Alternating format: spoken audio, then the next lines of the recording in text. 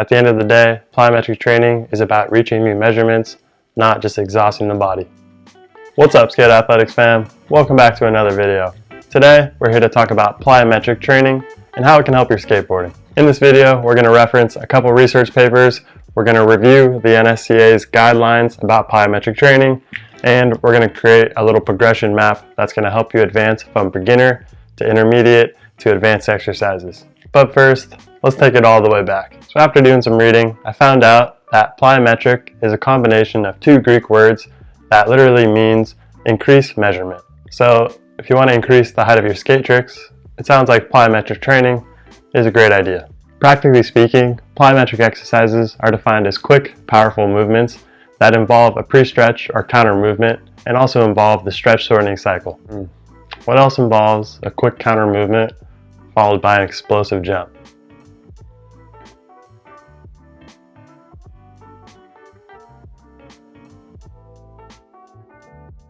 So yeah, like 99% of street tricks. Also, I want to quickly cover that in this video, we're not going to go over the stretch shortening cycle. However, I have done something on my Instagram about it, and there's also a quick little clip in a video. So if you want to learn more about that, just go ahead and check that out. Anyways, so the purpose of plyometric training is to increase your power by enhancing your neuromuscular coordination and by increasing and ultimately maximizing your rate of force production. Basically, you're going to get more coordinated and you're going to be able to produce higher amounts of force at greater speeds. In addition, there's a ton of evidence that plyometric training works. So here's a reference for how it increases power. Here's for how it increases balance.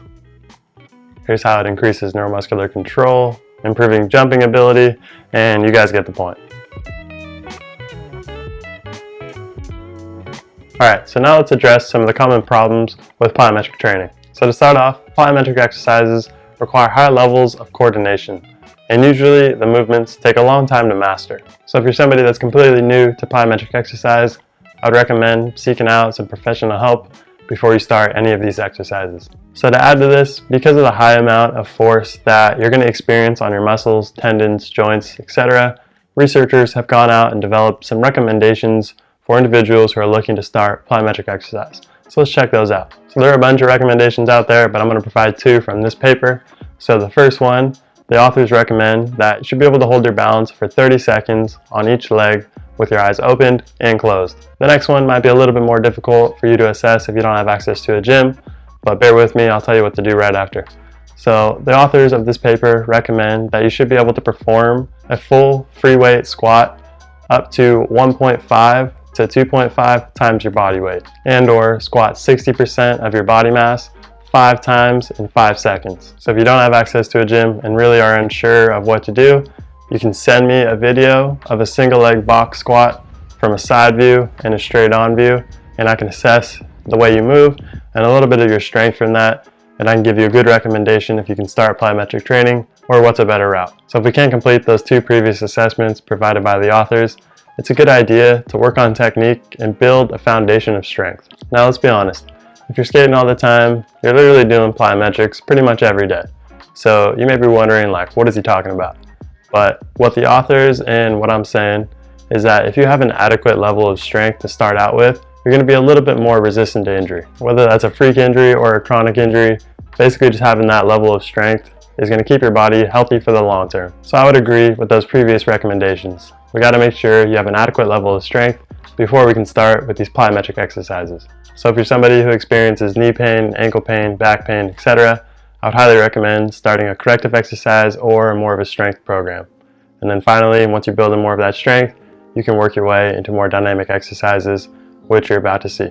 If you need help with this, once again, either check out one of my previous videos, leave a comment below, or shoot me a DM on my Instagram, SKATEBOARDERS. So if you're somebody who doesn't experience pain, you're in the right place. So let's talk about how plyometric training can improve your skateboarding. So for the beginners, let's start by grasping the counter movement jump. This is a great beginning exercise to learn how to explode off the ground and develop good landing technique. So to start, either place your hands on your head or by your side. Quickly bend your knees and jump off the ground as fast and as explosively as possible. As you're coming down, prepare your feet to land. They should be about shoulder width, and make sure you contact the ground with the ball of your foot. Bend your knees and sit your hips back slightly. Keep your spine as straight as possible and use your arms for balance. My coaching tip for this exercise is always land as straight as possible, and imagine if I'm walking around in the gym, I shouldn't be able to hear your feet. From here, you can progress to broad jumps, box jumps, split squat jumps, any appropriate variation that's going to fit into that double leg jumping category.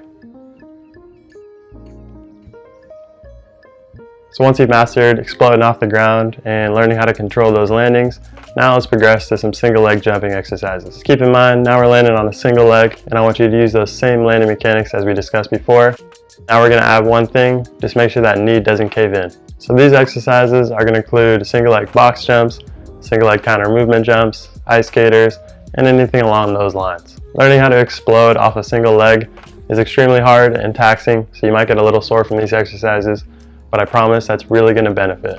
If you break down an ollie or any trick, any sort of ledge trick, anything, really a lot of your weight is coming off one leg. And by increasing the amount of power we can produce off a single leg jump, it's definitely going to improve all your skate tricks and some other physical characteristics associated with elite skating. So after mastering the single leg jumps, now you can progress to exercises that involve multiple jumps or change of directions. A couple good exercises for the advanced category are going to be things like depth jumps, dumbbell jumps, and rotational box jumps. Of course, there are like a billion different exercises we can put in all of those categories, and if you're struggling with ideas, not really sure what to do, please just ask for help and we'll set you up with some good exercises. Nothing would be worse than trying something too hard and getting hurt on something stupid by not actually being on your board. That would be terrible. Last thing, if you're going to start doing plyometrics and you're skating, please stretch, foam roll, drink water, and eat relatively healthy.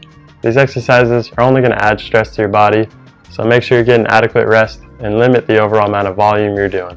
If you're just starting out, I'd recommend 2 to 3 sets with about 2 to 3 exercises per. If you're in the intermediate category, let's go with about 3 to 4 sets, 3 to 4 exercises. And if you're more advanced, let's go about 4 sets with 3 to 4 exercises. And as far as the reps go, let's say a maximum of 6. The whole idea is to keep that volume low so you can give full effort on every rep. At the end of the day, plyometric training is about reaching new measurements, not just exhausting the body. Alright, that's the video. Thank you guys so much for watching as always. I'll see you guys later.